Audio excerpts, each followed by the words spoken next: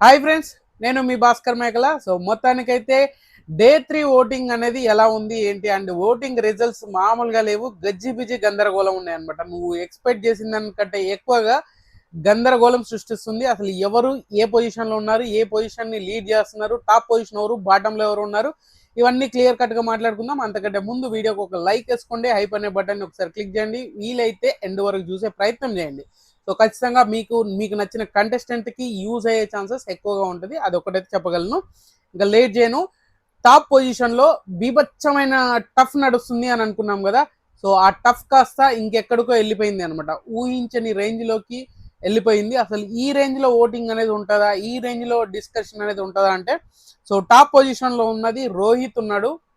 రోహిత్కి చాలా బాగా ఓటింగ్ అనేది పడుతుంది, చాలా అంటే చాలా ఎక్కువగా ఓటింగ్ అనేది పడుతుంది అనమాట. చాలా మంది డిఫరెన్సెస్ చాలా తక్కువ ఉన్నా కూడా మంచి హ్యూజ్ ఓటింగ్ అనేది పడుతుంది. అలాగని చెప్పేసి మొత్తం కంప్లీట్గా అభిజిత్ ఓటింగ్ ఏమైనా పడుతుందంటే అలా ఏం లేదు, జెన్యున్ గానే ఓటింగ్ అనేది పడుతుంది. రోహిత్కి చాలా మంచి ఓటింగ్, ఆల్మోస్ట్ 20-23% ఓటింగ్ అనేది, చాలా బాగా ఓటింగ్ అనేది పడుతూ ఉంది అనమాట. సో కొన్ని ఓటింగ్ పోల్స్లో అయితే కంప్లీట్గా హాఫ్ ఆఫ్ ది ఓటింగ్ అనేది తనకే పడుతున్నట్టుగా ఉంది. బట్ అది కాకుండా సో తర్వాత పొజిషన్ వచ్చేసరికి మాత్రం మనకు ఎవరు, అమనే ఉన్నాడు. సో వీళ్ళిద్దరి మధ్యనే హోరా ఓరి ఉంటుంది, హోరా ఓరి జరుగుతుంది అని చెప్పాం కదా. అలాగా వీళ్ళిద్దరి మధ్యలో పోటీ అయితే గట్టిగానే ఉంది. అయినా కూడా రోహిత్ కంప్లీట్గా వన్ సైడ్ చేసేలాగా, కంప్లీట్గా అందనంత దూరంలో ఉన్నంతగానే ఉన్నాడు. బట్ డిఫరెన్స్ పెద్దగా లేకపోయినా ఈయనకు ఓటింగ్ అనేది చాలా స్టేబుల్ ఓటింగ్ అనేది పడుతూ ఉంది అనమాట. సో అలాంటప్పుడు ఖచ్చితంగా మంచి ఓటింగ్ అనవచ్చు, జెన్యున్ ఓటింగ్ అనేది చెప్పవచ్చు. చాలా మంది పిఆర్లు అయ్యి అనుకున్నా అలాంటివి నమ్మకండి. సెకండ్ పొజిషన్లో అమన్ ఉన్నాడు. అమన్కి 19-20% ఓటింగ్ అనేది పడుతూ ఉంది అనమాట. ఇది చాలా క్లియర్ ఓటింగ్.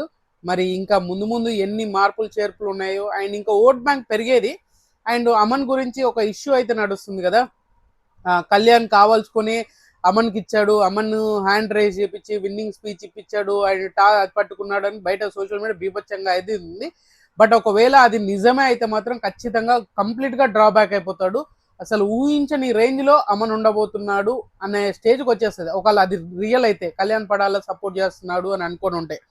సో ఈయనకు కూడా 19-20% ఓటింగ్ అనేది పడుతుంది. తర్వాత చరణ్ గారు ఉన్నారు. చరణ్ మనోడికి కూడా మంచి ఓటింగ్ అనేది పడుతుంది. అండ్ మనోడికి ఏంటంటే 13-14 ఓటింగ్ అనేది పడుతుంది ఈజీగా. 13-14 అంటే మంచి ఓటింగ్ అనే చెప్పుకోవచ్చు. అండ్ మనోడికి కొంచెం ఎక్కువ జనాలు కనెక్ట్ అయిపోయారు. అండ్ బాగా ఇన్ఫ్లుయెన్సర్కి మంచి హూప్ వచ్చినట్టుగా ఈయన ఇన్స్టాగ్రామ్ ఫాలోవర్స్ బాగా ఫాలో అయిపోతున్నారు. మనోడు ఏదో పొడి చేస్తున్నాడు, ఏదో చేస్తున్నాడు అని చెప్పేసి అనుకొని ఎక్కడికో వెళ్ళిపోతుంది అనుకున్నారు. బట్ అంత సినిమా అయితే ఏం కనిపిస్తలేదు, కంటెంట్ వైజ్ అయితే పెద్దగా ఏం వర్కౌట్ అవ్వదేమో అన్నట్టుగా కనిపిస్తుంది. అండ్ టాప్ 3లో ఉన్నాడు. అండ్ టాప్ 4 వచ్చేసరికి మాత్రం రాజ్ కుమారి ఉంది, రాజ్ కుమారి డయానా గారు. ఈమె ఓటింగ్ కూడా మంచిగానే బెటర్మెంట్ అయింది. 5th పొజిషన్ నుంచి ఏకంగా 4th పొజిషన్కి వచ్చింది అనుకోవచ్చు. నిన్నటికి ఈ రోజుకి చేంజ్ అయితే జరిగింది. ఈమె కూడా మోస్ట్లీ 9-10% ఓటింగ్ అనేది, అంటే 9-10% ఓటింగ్ పడుతుంది. అండ్ 11 కూడా దగ్గరగా వచ్చేస్తుంది. చరణ్కి ఈమెకి పెద్ద ఓటింగ్ డిఫరెన్స్ పెద్దగా ఏమీ లేకపోయినా కూడా ఇద్దరు దగ్గరగానే ఉన్నారు. రాజ్ కుమార్ గారి ఓట్ బ్యాంక్ అనేది కొంచెం బెటర్మెంట్ అవుతూ ఉంది. సో చూడాలి ఇంకా ముందు ముందు ఏ విధంగా ఉండబోతుంది, ఏ విధంగా ఉంటుంది అని చెప్పేసి. అండ్ తర్వాత వచ్చేసరికి మిథిలేష్ వచ్చాడు. మొత్తానికి కేలకు మనోడైతే టాప్ 5లోకి వచ్చాడు. టాప్ 5 దాంట్లో ఓటింగ్లో ఉన్నాడు అనేది అయితే ఒక హ్యాపీ అనుకుంటారా. సో ఎందుకంటే మనోడి మీద ఫస్ట్ స్టార్టింగ్ 3 గ్రీన్స్ వచ్చేసరికి మంచి హోప్ పెట్టుకున్నారు, అది రీచ్ అవ్వలేకపోతున్నాడేమో అనే కన్ఫ్యూజన్లో ఆడియన్స్ ఉన్నారు. బట్ ఈ రోజు అయితే బెటర్మెంట్ ఓటింగ్ అనేది పడ్డది. అండ్ 7-8% ఓటింగ్ అనేది పడుతూ ఉంది మనోడికి కూడా, మిథిలేష్కి. అండ్ ఇంకొకటి ఏంటంటే శాలిని 6th పొజిషన్ వచ్చేసరికి శాలిని ఉంది. అండ్ శాలిని కూడా 3rd position, 4th position, 5th పొజిషన్లో ఉండాల్సింది. బట్ సడన్ గా ఓట్ బ్యాంక్ అనేది డ్రాబ్యాక్ అయింది. ఎందుకనంటే ఈ రోజు జరిగిన టాస్క్ లో ఆల్మోస్ట్ హౌస్ మేట్స్ అంటే తోటి కంటెస్టెంట్స్ ఈమెకు సపోర్ట్ చేయలేదు. ఈమె కొంచెం వాగుడుకాయ అలా కొంచెం ఈమెకు నెగిటివ్ అయిందని చెప్పుకోవచ్చు. అయినా కూడా మంచి ఓట్ బ్యాంక్ అనేది క్లియర్ చేసుకుంటుంది. ఓటింగ్ అనేది చాలా అంటే చాలా అదిగా నడుస్తుంది అనమాట. సో శాలినికి ఆల్మోస్ట్ 6-7% ఓటింగ్ అనేది పడుతుంది. అండ్ ఊహించిన దానికంటే ఎక్కువ అంటే ఏమీ లేదు. 6th position. And 7th position వచ్చేసరికి ఝాన్సీ ఉంది. సో ఝాన్సీకి ఓట్ బ్యాంక్ నిజంగా చెప్తున్నాను, ఝాన్సీకి ఓట్ బ్యాంక్ పెరుగుతుంది అని అనుకున్నాను. తీరా చూస్తే ఓట్ బ్యాంక్ అనేది పెద్దగా పెరగలేదు. తగ్గుతూనే వస్తుంది అండ్ అక్కడే ఉంటుంది స్టేబుల్గా. అండ్ 5 to 6% అంటే 5 to 6% ఓటింగ్ అనేదే పడుతుంది, అంతకు మించి పడలేకపోతుంది.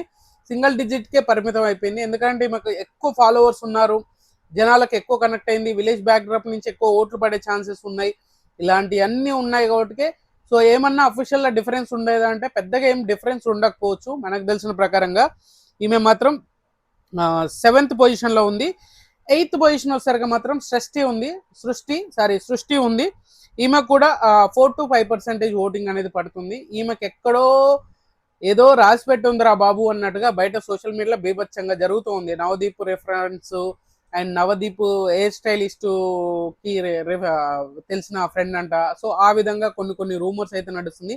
రూమర్సా కాదా మనకు తెలియదు కానీ బట్ అదైతే నిజము ఎంతో కొంత ఉంది అన్నట్టు అది కూడా మాట్లాడుతుంది. సృష్టికి 4 to 5% ఓటింగ్ పడుతుంది. తర్వాత 8th పొజిషన్ వచ్చేసరికి బాగి తుళ్ళూరి గారు ఉన్నారు. సో బాగి తుళ్ళూరికి కూడా మోస్ట్లీ 3 to 4% ఓటింగ్ అనేది పడుతుంది. ఈమె టాస్క్ ఆడింది, స్క్రీన్ స్పేస్ వచ్చింది, అయినా కూడా ఈమె మార్క్ ఓటింగ్ అనేది పడతలేదు. ఈమె యాటిట్యూడ్, ఈమె యాక్టివ్నెస్ ఉన్న ఓటింగ్ అయితే ఖచ్చితంగా పడట్లేదు. ఇది కొంచెం గమనించాల్సిన విషయం అనమాట. సో ఎవరన్నా ఉంటే ఓట్లు వేసేసుకోండి, లేట్ చేయకండి. ఏం కాదులే అని అనుకోకండి. ఆ ఒక్క ఓటుతో కూడా అటు ఇటు అయ్యే ఛాన్సెస్ ఉంటాయి కాబట్టి. సో బాగి తుళ్ళూరి గారు ఈమె 8th పొజిషన్ 9th పొజిషన్లో ఉంది అనమాట. 8th పొజిషన్ వచ్చేసరికి సృష్టి ఉంది అండ్ 9th పొజిషన్ వచ్చేసరికి మాత్రం బాగి తుళ్ళూరి ఉంది. అండ్ ఇంకొకటి ఏంటంటే సేమ్ అంతే ఓట్ బ్యాంక్ తోటి నవరసాల మామ సో ఆర్కే రామకృష్ణ ఉన్నాడు. సో ఈయన కూడా పాపం ఫస్ట్ టాస్క్ ఆడాడు ఈరోజు మైండ్ గేమ్ అని చెప్పేసి ఆల్రెడీ 5 సార్లు చూసి వచ్చి కూడా 10 బాక్సులు కూడా కరెక్ట్గా పెట్టుకుని పోయినప్పుడల్లా ఒక బాక్స్ చూసుకొని వచ్చినా కూడా 5 బాక్సులు రెడీ కరెక్ట్ అవ్వాలి. అలాంటి 4 బాక్సులేను వీళ్ళకి ఏం మైండ్ గేమ్. మేము 5 సార్లు చూసినాక ఆ మాత్రం గుర్తుండకపోవడం మైండ్ గేమ్ ఏముందో నాకు అర్థం కాలేదు. సో ఈయనకు కూడా 3 to 4% ఓటింగ్ అనేది పడుతుంది. పెద్దగా ఓట్ బ్యాంక్ అనేది ఏమీ లేదు. ఇంపాక్ట్ క్రియేట్ చేయలేకపోతున్నారేమో అనే ఫీలింగ్ అయితే కలుగుతుంది నాకైతే. బట్ మీకేమనిపిస్తుంది ఏందనేది నాకు తెలియదు. సో మొత్తానికి మనోడు 10th పొజిషన్ అనుకోండి. 10th పొజిషన్లో 3 to 4% ఓటింగ్ మాత్రమే ఉంది, అది గుర్తుపెట్టుకోవాల్సిన విషయం మీరు. అండ్ తర్వాత 11th పొజిషన్ వచ్చేసరికి హేమంత్ ఉన్నాడు. హేమంత్ కూడా మోస్ట్లీ 2 to 3% ఓటింగ్ పడుతుంది. 2 to 3% ఓటింగ్ మాత్రమే పడుతుంది. సో హేమంత్ కూడా వర్కౌట్ అవ్వట్లేదు. ఏ కంటెంట్ చేసినా ఏది చేసినా కూడా ఎక్కడో తెలియని మిస్ ఫ్యాక్టర్ అయితే జరుగుతుంది అనేది క్లియర్గా అర్థమవుతుంది. బట్ అది కొంచెం ఆలోచించి ఇంకేదైనా బెటర్మెంట్ చేయాలి. అండ్ ఇంకొకటి సోషల్ మీడియాలో కూడా పెద్దగా యాక్టివ్గా లేదు. అందరితో పోల్చుకుంటే మనోడు పెద్దగా యాక్టివ్గా ఉన్నట్టుగా ఎక్కడ కనిపించట్లేదు. 2 to 3% ఓటింగ్ పడుతుంది. అండ్ తర్వాత వచ్చేసరికి అపూర్వ ఉంది. సో అపూర్వ కూడా ఆల్మోస్ట్ 1 to 2% ఓటింగ్ అనేది పడుతుంది. 1 to 2% ఓటింగ్ మాత్రమే పడుతుంది అపూర్వకి. ఎక్కడో ఏదో కంటెంట్ మిస్ అవుతుంది అపూర్వ దగ్గర నుంచి. ఊహించిన దానికంటే చాలా తక్కువ ఓటింగ్ అనేది పడుతుంది, ఊహించిన దానికంటే చాలా దారుణంగా ఓటింగ్ అనేది పడుతుంది. అండ్ తర్వాత 13th పొజిషన్ వచ్చేసరికి దీపక్ ఉన్నాడు, దీపక్ సేనాపతి. సో ఈయన ఓటింగ్ పర్సెంటేజ్ కూడా 1 to 2% మాత్రమే ఓటింగ్ అనేది పడుతుంది.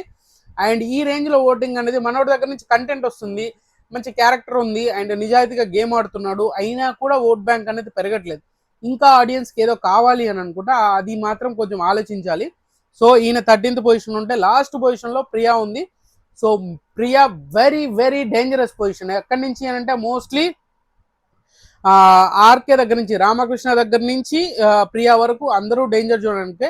కానీ ప్రియాకి 1% ఓటింగ్, 0.5 నుంచి 1% ఓటింగ్ అనేది పడుతుంది. సో ఖచ్చితంగా ఊహించిన దానికంటే చాలా దారుణంగా ఓటింగ్ పడుతుంది అనేది క్లియర్గా అర్థమవుతుంది. బట్ ఏం జరగబోతుంది, ఏం జరుగుతుంది అనేది అయితే ఆలోచించండి. ఖచ్చితంగా 3rd డే ఓటింగ్ అయితే ఓటింగ్ ట్రెండ్స్ అయితే ఇలాగ ఉంది. సో మీకు నచ్చిన కంటెస్టెంట్కి ఓట్లు వేసుకోండి అండ్ వాళ్ళని సేవ్ చేసుకోండి, బిగ్ బాస్ హౌస్లో చూసుకోండి, అంతకుమించి ఏం లేదు. సో ఖచ్చితంగా ఈ వీడియో మీకు నచ్చింది అనుకున్నా, నచ్చితే లైక్ చేయండి, షేర్ చేయండి, కామెంట్ చేయండి, సబ్స్క్రైబ్ అయితే మర్చిపోదు. అండ్